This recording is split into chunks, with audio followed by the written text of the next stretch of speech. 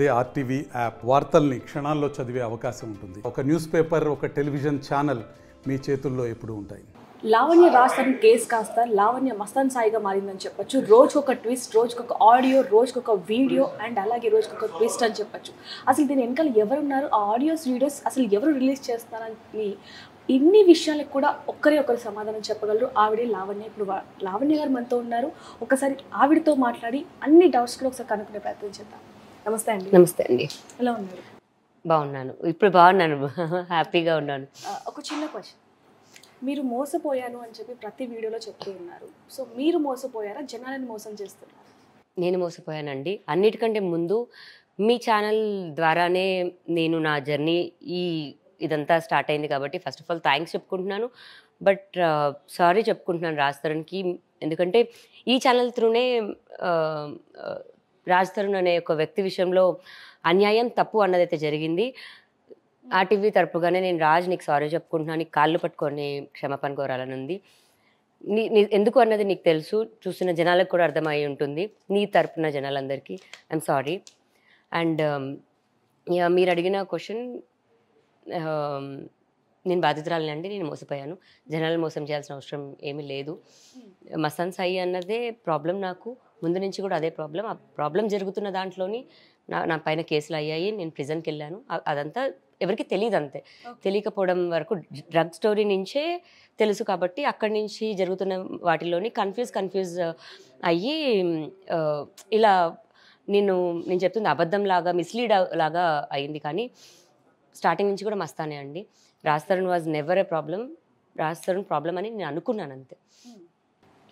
So ఇప్పుడు మీరు అంటున్నారు రాజ్ తరుణ్ అసలు ప్రాబ్లం కాదు, నన్ను ఎప్పుడు ఇబ్బంది పెట్టలేదు. కానీ మీరే ఒకప్పుడు అన్ని మీడియా ఛానల్స్ ముందు, మా మీడియా ఛానల్ ముందు కూడా రాజ్ తరుణ్ నన్ను ఇబ్బంది పెట్టాడు, నానా రకాలుగా ఇబ్బంది పెట్టాడు అంటూ కూడా కేసులు పెట్టడం జరిగింది. ఇంటికి వెళ్ళి వాళ్ళ పేరెంట్స్ ఇంటికి వెళ్ళి కూడా తలుపులు కొట్టడం జరిగింది. చాలా విధాలుగా వాళ్ళని ఇబ్బంది పెట్టడం జరిగింది. కానీ మళ్ళీ మీరే ఇప్పుడు ఈ విధంగా మాట్లాడుతున్నారు. ఏది నమ్మాలి అంటారు?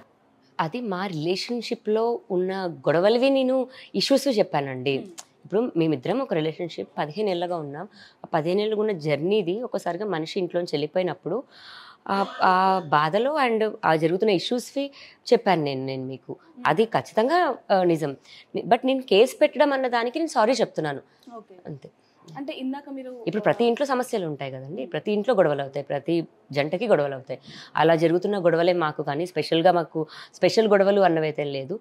వాటి వల్ల వచ్చిన గొడవలే. కాకపోతే మస్తాన్ సాయి అనే విషయంలోని ఈ ఏవైతే ఉన్నాయో అది నేను కేసు పెట్టే దగ్గర నుంచి కూడా అతను యాక్టర్ కెరియర్ ఇప్పుడు ఏదో సాఫ్ట్వేర్ వేరే అయితే ఉంటే మేబీ ఖచ్చితంగా సపోర్ట్ చేసి ఉండేవాడేమో.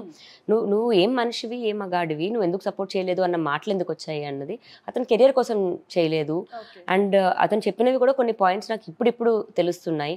అవి నేను రియలైజ్ అయ్యి నా తప్పు నేను తెలుసుకున్న రోజున నాకు మనస్ఫూర్తిగా సారీ చెప్పాలనిపించింది. మనస్ఫూర్తిగా సారీ చెప్తున్నాను. ఓకే, ఇందాక మీరు వేరే వాళ్ళతో మాట్లాడుతున్నప్పుడు ఒకవేళ రాస్తాను చాలా మంచోడు నాకు అర్థమవుతుంది, అంటే ఈ ఇంట్లో నుంచి తను వెళ్ళిపోయాడే తప్ప నన్ను వెళ్ళగొట్టలేదు, ఇక్కడే తన మంచితనం అనేది తెలుస్తుందని చెప్పారు. మరి 15 ఏళ్ళు మీరు ఆయనతో కాపురం చేసినప్పుడు ఆ మంచితనం అప్పుడు కనిపించలేదా మీకు?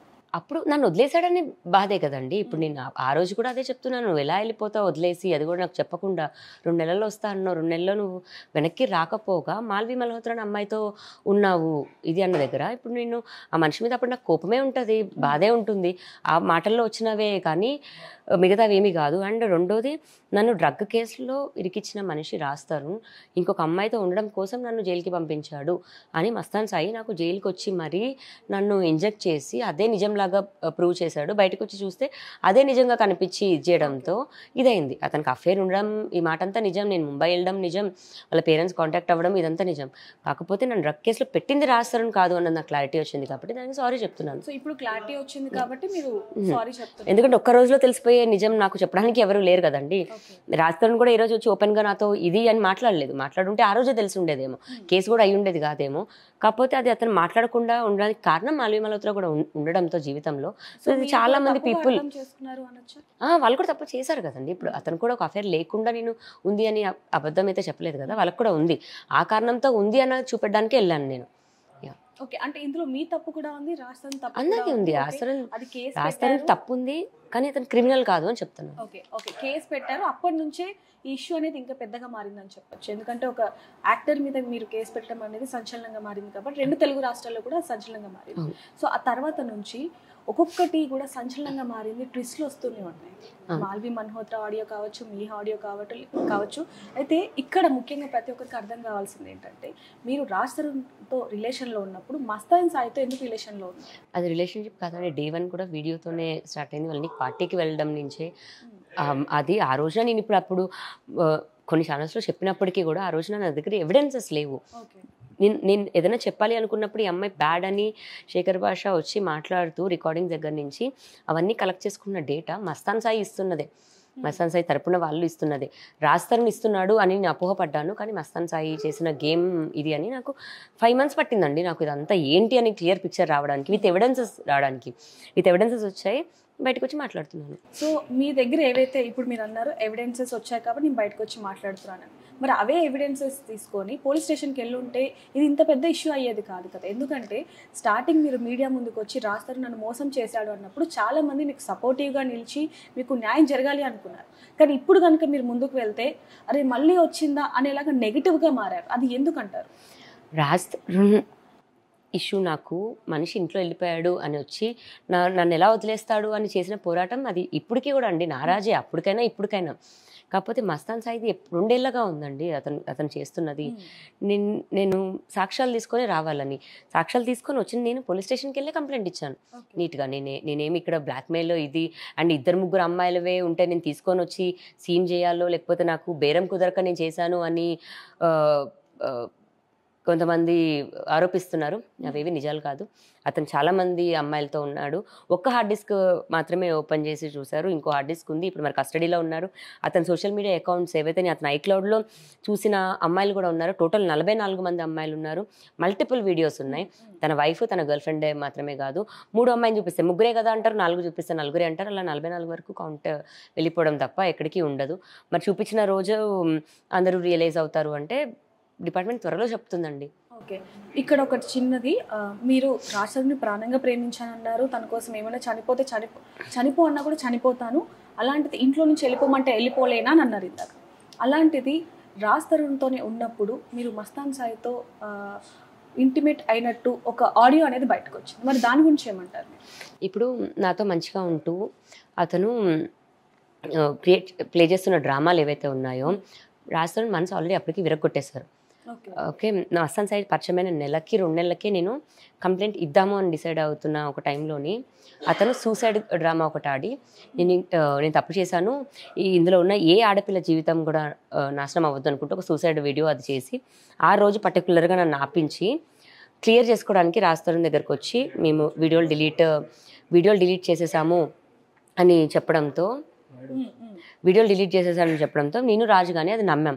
అది నమ్ముతున్న ప్రాసెస్ ఒక నెల రోజుల్లోనే ఇంటర్నల్గా మా ఫ్రెండ్ సర్కిల్కి ఆ వీడియోని కూడా షేర్ చేస్తూ డిలీట్ చేశానని చెప్పిన వ్యక్తి షేర్ చేస్తున్నప్పుడు నాకు ఇంకా అప్పుడు నమ్మించి మోసం చేసింది ఫస్ట్ వాళ్ళండి, మేము కాదు. ఆ తర్వాత నాకు ఇంకా నెక్స్ట్ ఆయుధం ఏముంటుంది, ఆల్రెడీ నా సంసారంలో చేతులు పెట్టి డిస్టర్బ్ చేసేసిన తర్వాత నేను మంచిగా మాట్లాడాల్సి వచ్చింది. మంచిగా మాట్లాడాను. ఎందుకంటే అతను పవర్ చూపిస్తున్నాడు, బలం చూపిస్తున్నాడు, అటాకులు చేపిస్తున్నాడు. కేసు పెట్టినా సరే కేసు అవ్వనివ్వకుండా పోలీసులతో మాట్లాడుతూ అప్పుడు నేను నోటి మాట చెప్పాను. ఇప్పుడు రికార్డింగ్స్ వస్తున్నాయి వాళ్ళ డాడీ పోలీసులతో మాట్లాడినవి, ఇలా ఛార్జ్ షీట్ మార్పించాలన్నది. ఇంకా నేను ఏ విధంగా నేను పోరాడగలను, నేను మంచిగానే మాట్లాడాను, చేసుకున్నాను. ఓకే, ఇక్కడ ఇంకోటి, మీకు రాజ్తరుణ్కి చాలా ఇయర్స్, అలాంటిది మస్తాన్ సాయి ఏ ఇయర్లో అసలు మీ లైఫ్లో? 2022 అక్టోబర్లో నాకు మస్తాన్ పరిచయం అండి. అంతకుముందు అతను తెలియదు. అంటే ఎలా మూవ్ ఆన్ అయ్యారు? మూవ్ ఆన్ అవ్వడం ఏం లేదండి, అన్నీ అప్పటి నుంచి జరుగుతున్న ప్రాసెస్. ఇప్పుడు రాజ్తరుణ్ పైన కేసు మొన్న అనిపించవచ్చు మీకు, కానీ రాజ్తరుణ్ పైన మీతో మిస్బిహేవ్ చేయడం కానివ్వండి, లేకపోతే మీరు బట్టలు మార్చుకున్నప్పుడు ఆ వీడియో డే 1 స్టార్ట్ అయింది. నాకు అతను పరిచయమైన ఇన్వైట్ చేసిన డే 1 ఆ రోజు అండి. మరి ఆ రోజు నుంచి స్టార్ట్ అయింది అంటున్నారు, ఆయన వల్ల చాలా సఫర్ అయ్యాను అంటున్నారు, ఎంతో అంటే ప్రాణహాని ఉందంటూ కూడా ఇప్పుడు చెప్పడం జరిగింది. మరి ఇవన్నీ కూడా మీరు అప్పట్లో రాజ్తరుణ్కి చెప్పే ప్రయత్నం చేశారు? డే 1 చెప్పానండి రాజుకి. అండ్ 2 నెలల్లోనే గొడవలు అయిపోయాయి. వాళ్ళ చెల్లి పెళ్ళికి గుంటూరులో కేసు, ఇవన్నీ ఇప్పుడు ఈ రోజున కేసు కాదు కదండి. 2023 మార్చ్లోనే నేను కేసు పెట్టడం జరిగింది. అంటే ఇప్పుడు ఒక 4 నెలల్లో 15 ఏళ్ళగా రిలేషన్షిప్లో ఉన్న ఒక బంధాన్ని వదిలేసి అతని కోసం నేను వెళ్ళిపోయి ఇతను పెళ్లి చేసుకోలేదని కంప్లైంట్ పెడతాను అన్నది చాలా పచ్చాబద్ధం. నేను ఆ రోజు అదే ఆర్టీవీలో కూడా చెప్పాను, అక్కడ ఛార్జ్షీట్ అన్నది లేకపోతే ఎఫ్ఐఆర్ అన్నది మారుస్తున్నారు అని. ఎందుకంటే వాళ్ళు క్వాష్ చేయించుకోవడానికి ఎలాగైనా ఎఫ్ఐఆర్ అవ్వబోతుంది, కాకపోతే ఇందులో మనకు అనుకూలంగా పాయింట్స్ ఎలా రాయించుకోవాలి అన్న దగ్గర వాళ్ళు రాసిన పాయింట్స్ అవి తెలుగులో, అది నేను రాయలేదు. నేను చివరికి సంతకం పెట్టాను. ఎందుకంటే 4 days ఫైటింగ్ తర్వాత ఎఫ్ఐఆర్ తీసుకోకపోతే 4 days ఫైటింగ్ తర్వాత మేము ఎస్పీ ఆఫీస్కి వెళ్తాము అన్న ఫైటింగ్ తర్వాత ఎఫ్ఐఆర్ తీసుకుంటున్నారు, కాకపోతే దాంట్లో అనుకూలంగా వాళ్ళు రాయించుకున్నారు, నేను సంతకం పెట్టాను అంతే, క్వాష్ వేయించుకోవడానికి. సో ఇప్పుడైతే మొత్తం మీ తప్పు కూడా ఉందని చెప్పి మీరు ఒప్పుకుంటున్నారు, మీరు రాజ్కి క్షమాపణ కూడా చెప్తున్నారు. అయితే ఇక్కడ ఒక చిన్న క్వశ్చన్ అడుగుతాను. లావణ్య కోపం వచ్చినా లేకపోతే రింగ్ చేసినా ఏం మాట్లాడుతుందో ఏం చేస్తుందో తెలీదు అన్నదానికి మీరు ఏం సమాధానం చెప్తారు? ఇప్పుడు ఎలా ఉన్నానో అందరం అలాగే ఉన్నాం. డ్రింక్ చేసినప్పుడు ఆనందంగా ఉంటే ఆనందంగా ఉంటాం, కోపంగా ఉంటే కోపంగా ఉంటాం. కావాలని నన్ను పక్కన కూర్చొని నన్ను రెచ్చగొట్టి నన్ను మాటలు అంటే నేను అంటాను, అనకుండా ఎవరినో వచ్చి నేను సంబంధం లేకుండా ఈ లావణ్య వచ్చి నన్ను మాటలందని ఒక్కరిని చూపించమనండి. ఇప్పుడు నేను మాట్లాడిన ఆడియో రికార్డింగ్స్లో అవతల కాల్స్ కూడా వినిపించి లేకపోతే ప్రేరేపించినవి కూడా ఉంటే ఖచ్చితంగా నేను ఒప్పుకుంటాను. అయితే ప్రస్తుతానికి ఏవైతే యూట్యూబ్లో కానీ ఎక్కడైనా సరే లావణ్య అని కొడితే ఇంటర్వ్యూస్ కంటే ఎక్కువ ఆడియోసే వస్తూ ఉంటాయి. ఆ ఆడియోస్లో కూడా చూసుకుంటే చాలా వరకు మీ మిస్టేక్ కూడా ఉన్నట్టు ఆడియోలో క్లియర్గా కనిపిస్తుంది. అలాగే మస్తాన్ సాయి మిస్టేక్స్ కూడా ఉన్నాయి, అవన్నీ కూడా ఇప్పుడు బయట పడుతూనే ఉన్నాయని చెప్పచ్చు. అయితే మీ విషయానికి వస్తే ముందుగా తల్లిదండ్రులతో ఏ విధంగా మాట్లాడాలో కూడా తెలియకుండా, అంటే కన్న తల్లిదండ్రులకు ఏ విధంగా మాట్లాడిందా అనేవి కూడా ఉన్నాయి. అదేవిధంగా మస్తాన్ సాయితో అవ్వచ్చు, రాజ్తో అయి ఉండొచ్చు, లేదా ఇంకొక వీడియో నిన్న రిలీజ్ అయింది, నాతో అన్ని విధాలుగా పడుకున్న అనేక సార్లు పడుకున్నావు, డబ్బులు కూడా ఇవ్వలేదు, ₹1 కూడా ఇవ్వలేదు. మరి వీటికి ఏం సమాధానం చెప్తారు? అన్నిటికీ కలిపి ఒక సమాధానం చెప్పాలంటే ఏం చెప్తారు? మీరు ఇప్పుడు అతని బాధితురాలతో ఒక ఆడియో ఉంది, మీరు వితౌట్ బీప్ విన్నారో లేదో. అతన్ని క్వశ్చన్ చేస్తే అందులో అమ్మాయి నువ్వు అబద్ధాలు చెప్తున్నావని, నువ్వు అబద్ధాలు చెప్తున్నావు అనమాకు అనుకుంటూ అతన్ని రియాక్ట్ అయిన ఇది నా పైన 2 ఏళ్ళుగా అదే జరుగుతుంటే నేను అది ఎవరితో చూపించుకోగలను, ఎవరిని అనగలను? నా పేరెంట్స్ పైన ఉంటుంది కదా, అది మాది ఉన్నది కూడా నేను నా వాళ్ళని చూపించుకొని నా వాళ్ళనే బాధ పెట్టుకున్నాను, నేను బయట ఎక్కడో కాదు. అది కూడా అతను నా ఫోన్లో ఏపీకే ఫైల్స్ వేయడం, నా డేటా వచ్చినప్పుడు దొంగలించడం, అవి తీసుకొని ఇప్పుడు మస్తాన్ సాయి తప్పు అని చూపించినప్పుడు లావణ్య తప్పుడుది అని నా పర్సనల్గా నేను మాట్లాడుకున్న కాల్ తీసుకొస్తే మస్తాన్ సాయి చేసిన అసలు తప్పు కాకుండా పోయిందా అన్నది నా మెయిన్ క్వశ్చన్. అంతే.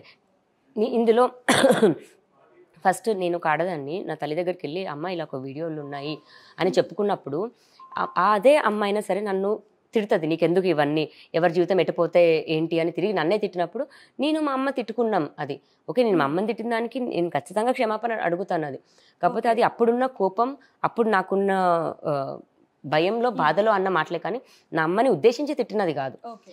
నన్ను ఎంత ఉద్దేశించి అనకపోయినా సరే కొన్ని అనకూడని మాటలు అనేవి కొన్ని అనడం జరిగింది. మరి ఎప్పుడైనా సారీ చెప్పారు మీ మదర్ కైనా? ఖచ్చితంగా అండి. ఇప్పుడు అన్నారు ఓకే, మరి తర్వాత అయినా సరే దానికి కొంచెం తప్పు చేశాను, తప్పుగా అన్నాను, రియలైజ్ అయ్యే మన సారీ చెప్పిన సందర్భాలు ఉన్నాయండి, ఉంటాయి ఖచ్చితంగా. ఉంటేనే మళ్ళీ జీవితం అన్నది నార్మల్ అవుతుంది. ఇప్పుడు మస్తాన్ సాయి నన్ను అలా తిట్టినప్పుడు నేను వాడి మీదకి వెళ్ళలేను.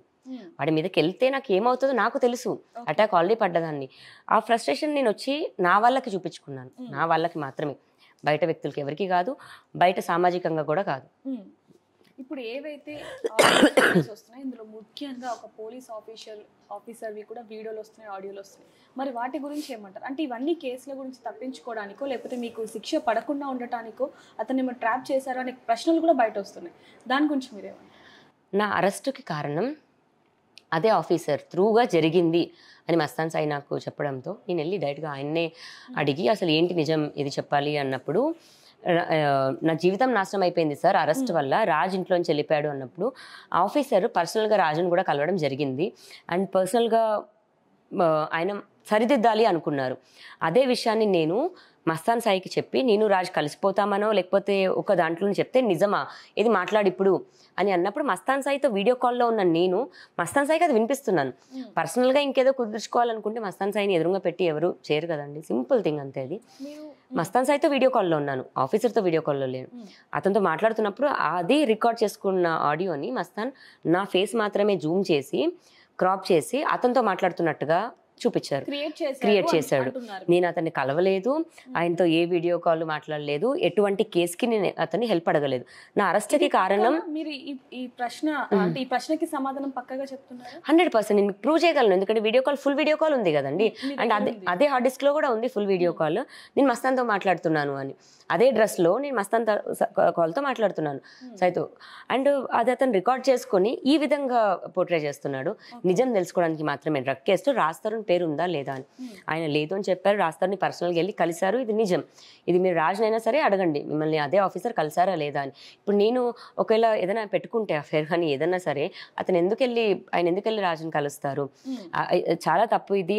ఆయన వరకు ఇది కలిగింది, ఆయనకు కానీ కుటుంబానికి కానీ. మళ్ళీ నేను సారీ చెప్తున్నాను, ఇందులో ఎటువంటిది ఏమీ లేదు.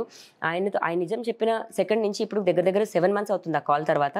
7 నెలలు ఆయనకు అవుట్ గోయింగ్ కాల్ నేను చేయలేదు, నాకు కాల్ రాలేదు. ఓకే, ఇప్పుడు మీరు అంటున్నారు డే 1 నుంచి కూడా నాకు మస్తాన్ సాయి మీద అనుమానం ఉంది, నన్ను టార్చర్ చేశాడు అని చెప్పి.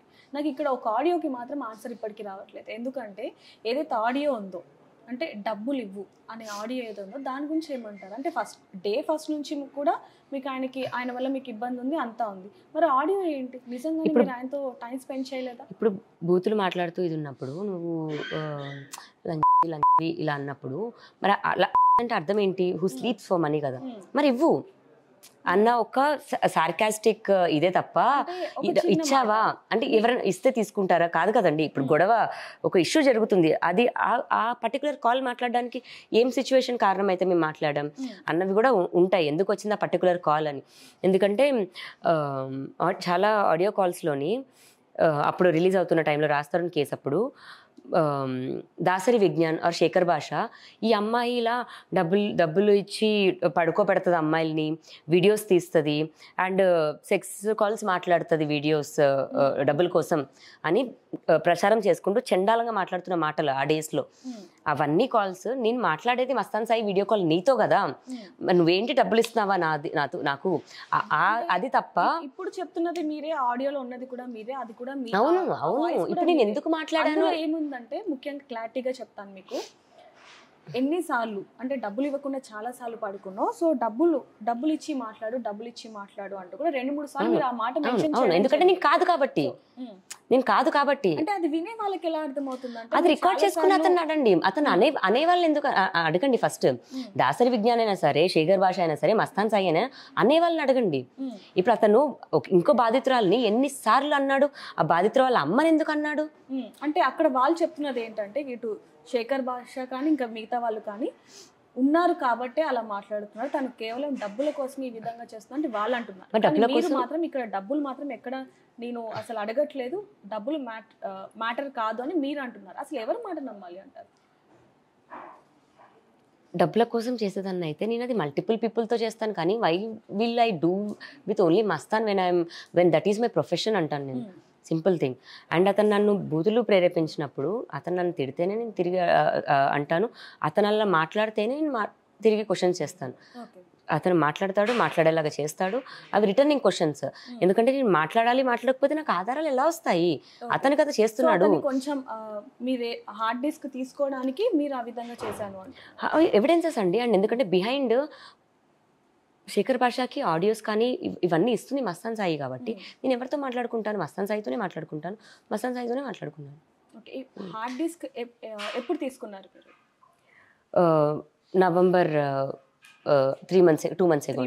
అంటే అప్పుడు సాక్ష్యాలు బయట పెట్టండి, ఇప్పుడు మీరే ఎందుకు సాక్ష్యాలు బయట పెడుతున్నారు? ఇంకోటి, పోలీస్ స్టేషన్ లో ఇచ్చుంటే గనక ఇంత పెద్దగా ఇష్యూ అయ్యేది కాదు.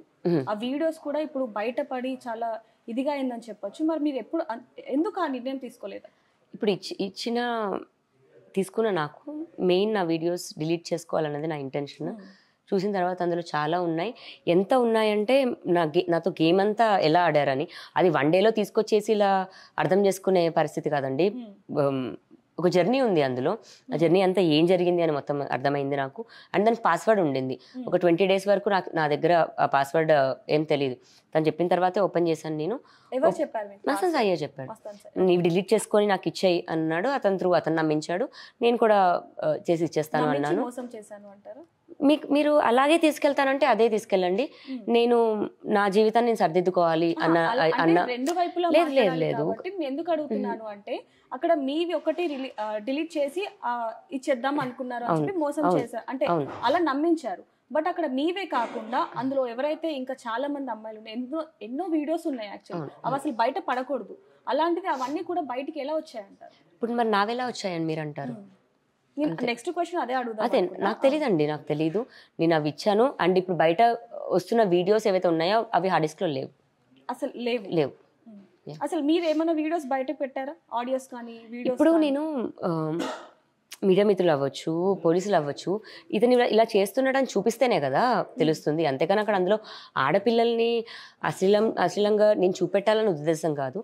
మస్తాన్ సాయి ఏ విధాలుగా వీడియోలు తీస్తాడు, ఏ విధాలుగా అతను అవి అప్లోడ్ చేస్తున్నాడు, ఎక్కడ స్క్రీన్ రికార్డ్ అవుతుంది, ఎక్కడ ఆడియో రికార్డ్ అవుతుంది అన్న చూపించే ఒక ప్రయత్నం తప్ప మీడియాలో ఎక్కడ రిలీజ్ చేయలేదు.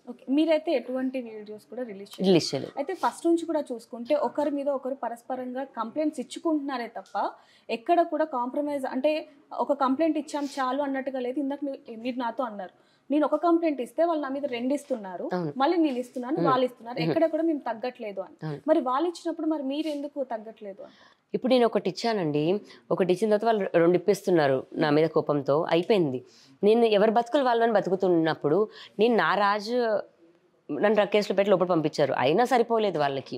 నేను నారాజ్ మీద కదా కంప్లైంట్ ఇచ్చుకున్నాను. మస్తాన్ ఎక్కడైనా మాట్లాడానా? మస్తాన్ గురించి మాట్లాడింది కానీ తెచ్చింది కానీ శేఖర్ భాష మస్తాన్ అన్నీ వినిపిస్తూ అంటే దీని మీద ఇంకా రివెంజ్ తీర్చుకోవాలి, ఇంకా గ్రడ్జ్ సరిపోకుండా చేస్తున్నది వాళ్ళు, నేను కాదండి. ఇంకా తప్పట్లేదు, ఒక దగ్గర ఆపంది వాళ్ళు, ఆపేలాగా చేయాల్సి వచ్చింది. ఇంక ఇప్పటికైనా ఆగుతుందో ఆగుతుందో నాకు తెలియదు. ఇక మీదటైనా సరే వాళ్ళు ఎన్ని ఆడియోస్ తీసుకొచ్చి ఎన్ని వీడియోస్ తీసుకొచ్చి ఇంకేం చేసుకున్నా నేనైతే ఇంకా రియాక్ట్ అవ్వదలుచుకోలేదు, నాకు అనవసరం. సో ఇప్పటికైతే మీరు ఎవరి మీద ఇంకా కంప్లైంట్ ఇవ్వాలి అనుకోవట్లేదు, ఇక్కడికి ఆపేస్తున్నానండి. నేను నా పోరాటం ఏదైతే ఉందో నేను అది ఇంకా లీగల్గా చూసుకుంటాను, కోర్టులో చూసుకుంటాను. వీళ్ళతో నాకు ఇంకా మాటలు కానీ ఎటువంటిది కానీ ఇంకా ఉండదు. అయితే ఇప్పుడు ఏవైతే వచ్చాయో వాటికి మీకు సంబంధం లేదు? అయితే మీ వీడియోస్ అలాగే మీ ఆడియోస్ ఎవరు రిలీజ్ చేస్తారు? తెలియదండి నాకు. నేను అసలు ఇన్వాల్వ్ అవ్వదలుచుకోలేదు. సాయి తరపున వాళ్ళ ఫ్రెండ్స్ కానీ లేకపోతే ఇందాక మీరు అన్నారు ఏవైతే హార్డ్ డిస్క్ ఉందో దానికి ఒక పాస్వర్డ్ ఉంటుంది, అది మా ఫ్రెండ్స్ కి మాత్రమే తెలుసు అన్నారు. మా ఫ్రెండ్స్ కాదండి, అతని ఫ్రెండ్స్ ఎవరైతే ఉన్నారో ఒక 4-5 పీపుల్ అందరికీ యాక్సెస్ ఉంటుంది. ఎందుకంటే వాళ్ళది ఒక టీమ్. మస్తాన్ సాయి ఒక్కడే ఒక ల్యాప్టాప్ పట్టుకొని అన్నీ చేసేస్తాడు అనుకుంటే అపోహ మాత్రమే అని చెప్పొచ్చు. అతనికి ఒక టీం ఉంది, రెడ్ ప్లే యాప్ లో చేస్తున్నాడు. ఆ క్రెడెన్షియల్స్ అన్ని అందరి దగ్గర ఉన్నాయి డేటా అన్నది. లేకపోతే ఇప్పుడు లోపల ఉన్న అతను మరి ఎలా రిలీజ్ చేస్తాడు? నావైతే నేను తప్పుగా చేసుకోను కదా. చాలా వరకు అయితే మీరు కూడా బ్యాడ్ గా పోర్ట్రేట్ అయ్యారు. ఇప్పుడే తెలుస్తుంది ఏంటి నిజం అనేది, ఎవరిది తప్పు ఉంది ఎవరిది తప్పు లేదు అంటే 2 వైపులా తప్పు ఉన్నట్టుగా కూడా అందరికీ తెలుస్తుంది. ఇప్పుడు మీరు ఏం కావాలనుకుంటున్నారు? న్యాయం కావాలి అంటున్నారు, అసలు ఎలాంటి న్యాయం కావాలి? అతని దగ్గర ఉన్న డేటా అంతా డిలీట్ అయిపోవాలండి. ఎస్పెషలీ మిగతా అమ్మాయిలది మరి అంటే కన్సెన్షువల్గా చేసుకున్న అమ్మాయిల గురించి అయితే నాకు తెలియదు. నేనైతే కన్సెన్షువల్గా చేసుకోలేదు. నాకు సంబంధించిన ఆడియోస్ కానీ వీడియోస్ కానీ అతని దగ్గర నుంచి డిలీట్ అవ్వాలి, అదొకటి కోరుకుంటున్నాను. నెక్స్ట్ వచ్చే అమ్మాయిలు ఎవరు అతని ట్రాప్ లో పడకూడదు. ఓకే, ఇప్పుడు అతని సైడ్ నుంచి వీడియోస్ ఆడియోస్ ఎవరు రిలీజ్ చేస్తున్నారు? తెలియదండి. మీరే చేస్తున్నారు అంటూ కూడా ఒక అపోహ ఉంది, అది అపోహనా లేకపోతే నిజంగానే మీ సైడ్ నుంచి ఎవరైనా చేస్తారు? అతని డేటా మల్టిపుల్ పీపుల్ దగ్గర ఉంది, ఒక్కరి దగ్గరే కాదు. ఇప్పుడు ఒక కౌంటర్ పార్ట్ వచ్చినప్పుడు నేను ఇంకేదైనా 1-2 తప్ప, అది కూడా ఏంటి ఇప్పుడు నా డ్రగ్ కేస్ది ఎగ్జాంపుల్ వచ్చింది అనుకోండి, అది నేను కాదు అనే ప్రూవ్ చేసుకోవడానికి ఒకటి డిఫెండ్కి వెళ్ళడం తప్ప మిగతా అది ఏం కాదు. నాకు మన లీగల్ సిస్టమ్ మీద నాకు నమ్మకం ఉంది, నేను లీగల్గానే వెళ్ళి కంప్లైంట్ చేశాను. ఓకే, అయితే ప్రస్తుతానికి మీరు రాజ్ కావాలి అంటున్నారు. మరి ఇంత జరిగాక ఇప్పుడు మళ్ళీ రాజ్ తరుణ్ తిరిగి వస్తాడు అనుకుంటున్నారా? మిమ్మల్ని అంగీకరిస్తాడు అనుకుంటున్నారా? రాజ్ తరుణ్ వద్దు అని నేను ఏ రోజు అనలేదు. నేను కంప్లైంట్ పెట్టింది కూడా నాకు రాజు కావాలనే. నేను అతనితో మాట్లాడకుండా ఒక సెకండ్, అతను మొహం చూడకుండా ఒక సెకండ్ ఉండలే మనిషిని. ఇన్ని నెలలు అయింది. అతను వద్దు అని నేను ప్రాణం పోతున్న ఒక సెకండ్ ముందు కూడా వద్దాను, ఎప్పుడు కావాలని అంటాను. కాకపోతే అతని మీద పెట్టిన కంప్లైంట్కి నేను వెనక్కి తీసుకుంటాను, సారీ నేను చేసిన దానికి అని మాత్రమే చెప్తున్నా. నేను ఇదంతా చేశాను కదా రాజు, నువ్వు ఇప్పుడు వచ్చాయి అని ఖచ్చితంగా ఎప్పటికీ నేను అన్నాను. అయితే ఇప్పుడు ఇందాక వరకు మీరు అన్నారు నాకు ప్రాణహాని ఉందని చెప్పి, ఎవరి సైడ్ నుంచి ప్రాణహాని ఉంది? ఆల్రెడీ మీ మీద 3 సార్లు అటాక్ జరిగిందని కూడా చెప్పారు. మరి దాని మీద కూడా కంప్లైంట్ ఇవ్వడం జరిగింది. అవును. మరి ఇప్పుడు ఎవరి మీద ఉందంటారు? మరీ 3 సార్లు పెట్టింది కూడా మస్తాన్ సాయి వల్లేనండి. ఎందుకంటే ఏదైనా మాట్లాడినప్పుడు అతని బిహేవియర్ మాటల్లో ఉండదు. డైరెక్ట్గా వచ్చి అటాక్ చేస్తాడు, గొంతు పట్టుకుంటాడు, చంపాలని చూస్తాడు. కోపం, కొట్లాట అన్నది, ఘర్షణ అన్నది మాటల్లో ఉండదు, యాక్షన్లోనే ఉంటుంది. వైల్డ్గా వెళ్ళిపోతాడు అతను. అది ఒక సెకండ్లో ప్రాణం పోతుంది. అతను అప్పుడు ఆలోచించలేదు, ఇప్పుడు ఆలోచించలేదు. కానీ ఒక కేసు పెట్టినందుకు అతను 2 సంవత్సరాలుగా మా జీవితాన్ని ఇంత చేస్తే ఇప్పుడు ఇదైనా మెయిన్ దానికి ఖచ్చితంగా వాళ్ళు వెళ్తారు అని. కాబట్టి కానీ ఏది జరిగినా సరే ఒకవేళ నాకు అలాంటిది కనుక జరిగితే దానికి మస్తాన్ అండ్ వాళ్ళ మమ్మీ వాళ్ళ డాడీయే కారణం. ఓకే, అయితే ఇప్పుడు అన్ని ప్రూఫ్స్ కూడా బయటకు వస్తున్న పరిస్థితి. ఎందుకంటే ఇంట్లో అంటే మీ దగ్గర డ్రగ్స్ ఎవరు పెట్టారనేది కూడా ఆడియో వీడియోతో సహా బయటపడిందని చెప్పొచ్చు. అన్ని ఛానల్స్లో కూడా వచ్చింది. అదేవిధంగా మస్తాన్ సాయి కార్ ఏదైతే ఉందో అది కూడా ఇప్పుడు వరకు కూడా ఇక్కడే ఉన్న పరిస్థితి. మరి దీని మీద పోలీసులు ఏం యాక్షన్ తీసుకోవట్లేదు. వాళ్ళ కార్లోనే డ్రగ్స్ దాపెట్టారు. 137 grams ప్లస్ గుంటూరులో ఒక 50, టోటల్ 200 grams అయితే తెప్పించడం జరిగింది. వాళ్ళ కార్లోనే దాపెట్టారు. అండ్ కార్ రోడ్డు పైనే ఉండింది. మరి కార్ ఎందుకు సీజ్ చేయలేదో తెలియదు. బట్ ఆ కార్ మాత్రం రెడ్డీస్ డ్రగ్స్ అండ్ ల్యాబొరేటరీస్ వాళ్ళ పేరు మీద ఉంది. ఒక ఆడియో కాల్ అయితే రిలీజ్ అయింది. మరి ఇప్పుడు డ్రగ్స్ దాంట్లో ఉన్నాయి కదా అంటే అది మన పేరు మీద లేదు కదా అన్న దాని మీద కూడా వాళ్ళు మాట్లాడుకుంటున్నారు. మరి ఆ కార్ ఎక్కడుందో చూడాలి, కార్ తీయాలి. మరి తీసుకెళ్ళిపోయారో లేదో కూడా తెలియదు, ఇంకా చూడలేదు మరి లాస్ట్ 2 days నుంచి. శేఖర్ భాష అసలు ఎందుకని మీ లైఫ్లోకి వచ్చాడు? డే 1 నుంచి కూడా అంటే రాజ్ తరుణ్ మీద ఎప్పుడైతే మీరు కేసు పెట్టారో అప్పటి నుంచి ఇప్పటి వరకు కూడా మీ మీద అనేక ఆరోపణలు చేస్తున్నాడు. పడాల లక్ష్మి గురించి కావచ్చు, లేకపోతే ఇంకా చాలా మందే ఉన్నారు తీయాలంటే లిస్ట్ అనేది. ఎందుకని మీ మీద వాంటెడ్గా? అంటే ఒక విక్టిమ్ వచ్చి బయట కంప్లైంట్ చేస్తే అతను చేసిన తప్పుని అతను ఒప్పుకోకుండా తిరిగి వాళ్ళ మీదే అటాక్ చేయాలి, తిరిగి వాళ్ళే తప్పని చూపించాలి. లేదా అమ్మాయి వచ్చి కంప్లైంట్ చేసిన ఇష్యూని పక్కన పెట్టేసి అమ్మాయి పాస్ట్ని తీసి ఆమె అతనితో ఉంది, ఆమె ఇతనితో ఇది చేసింది అన్న.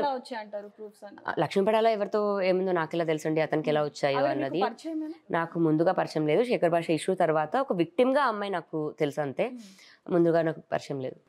అయితే ఇందాక మీరు ఒక మాట అన్నారు, ఎవరైనా సరే పర్సనల్గా ఉన్నప్పుడు కానివ్వండి లేకపోతే కాల్ రికార్డ్స్ కానీ రికార్డ్ చేయడం తప్పు అని చెప్పి. అయితే మీరు కూడా చాలా మందివి కాల్ రికార్డ్ చేశారు అని చెప్పి కూడా విన్నాము. మరి అది తప్పు అనిపించలేదా? నేను ఎవరి కాల్ రికార్డ్ చేయలేదు, ఏ ఒక్కరిది బయట పెట్టలేదండి.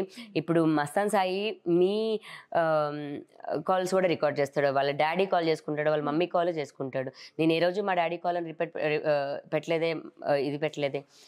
నేను ఇష్యూ జరుగుతున్న తర్వాత మాటలు మారుస్తారు కాబట్టి ఒక ఎవిడెన్స్గా పెట్టుకోవడమే తప్ప కాల్ రికార్డ్ చేసే అలవాట్లు ఇవన్నీ ఎవరికి ఏమి ఇది లేదండి. ఆ అలవాట్లు ఉన్న వాళ్ళు వేరేగా చేస్తున్నారు, వాళ్ళ వీడియోలు వేరేలాగా చేస్తున్నారు, ఇంకా అంతే.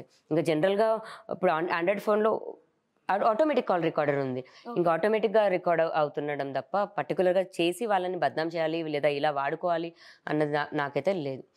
అయితే మీరు ఇచ్చిన కంప్లైంట్లో కూడా నా తప్పు ఉంది అంటే మీరు ఎక్కడ కూడా నేను తప్పు చేయలేదని మెన్షన్ చేయలేదు. మీరు ఇచ్చిన కంప్లైంట్లో నా తప్పు ఉంది కానీ ఇతన్ని కూడా శిక్షించండి, ఎవరైతే ఈయన బాధితులు ఉన్నారో వాళ్ళని కాపాడండి అంటూ కూడా మీరు చెప్పడం జరిగింది. దీని గురించి మీరు ఏమనుకుంటున్నారు? అంటే మెన్షన్ చేయడం గల కారణం ఏంటి? నా జీవితం ఎలాగో నాశనం అయింది.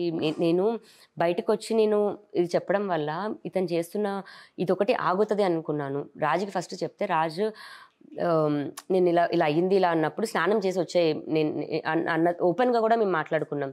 ఆ ఒక్కరోజు అయినప్పటికీ తర్వాత మళ్ళీ మాకు మల్టిపుల్గా డిస్టర్బెన్స్ అన్న స్టార్ట్ అయింది. అక్కడ అతను వద్దన్నాడు కదా, నమ్మకు మీడియా ఇట్లా అని కాదు కానీ బయటకు వస్తే వేరేలాగా అవుతుంది అని. ఇప్పుడు ఏదైతే అవుతుందో నాకు ఇది అవుతుందని నాకు రాజు ఆ రోజే చెప్పాడు.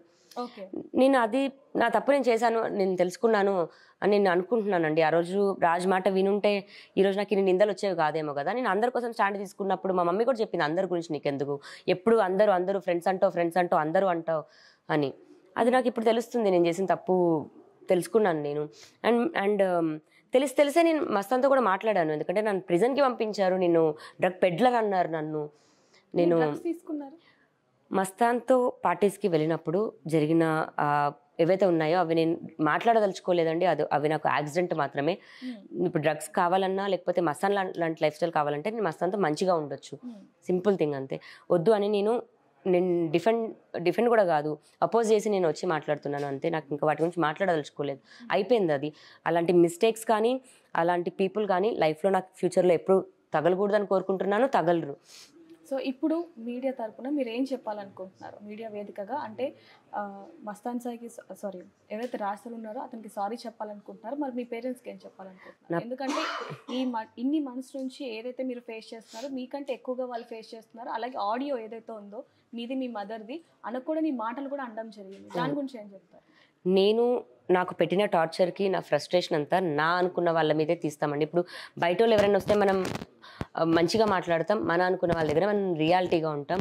నా కోపం వచ్చిన నా రియల్ ఎమోషన్ని నా వాళ్ళ దగ్గర చూపించాను. ఎందుకంటే అప్పుడు వాళ్ళు నాకు చెప్తున్నా నేను అర్థం చేసుకోవట్లేదు, నా మనుషులు అర్థం చేసుకోవట్లేదు అన్న ఒక కారణంతో నేను మా మమ్మీ వాళ్ళకి అవి అన్నాను. Mummy daddy sorry for my anger and my బూతులు ఒక్కటి చెప్పుకుంటాను. అండ్ ఇంకా అయిపోయిందండి ఫైటింగ్, ఇదంతా ఇక్కడితో ఆపేస్తున్నాను.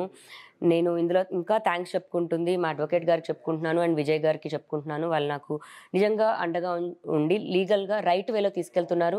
అండ్ మీడియా మిత్రులందరికీ థ్యాంక్స్. అండ్ ఇక్కడితో నేను ఇదంతా ఆపేసి నా లైఫ్ని మంచిగా లీడ్ చేసుకుందాం అనుకుంటున్నాను. కొత్త జీవితం స్టార్ట్ చేస్తున్నాను. ఇందులో ఏం రాసిందో నా తలరాత, దాన్ని బట్టి నమ్మకంగా నమ్మి నేను ముందుకెళ్తాను.